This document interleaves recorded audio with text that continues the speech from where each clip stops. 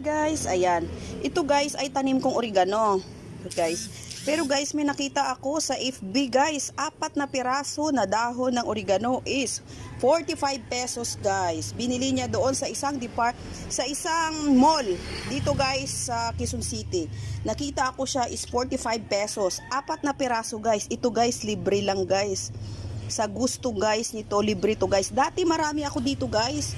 Kaso lang, tinanggal ko po kasi parang hindi na siya healthy. So ngayon may tinanim akong bago guys. Oh ayan. This is for free for my subscribers and my followers in Facebook and my YouTube channel. This is free po sa inyo kapag may gusto po. Okay, bigyan ko po kayo.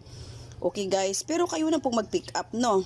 Okay, thank you so much guys sa inyong pag-watch sa ating mga vlogs, sa aking FB page. Maraming salamat sa supporters po.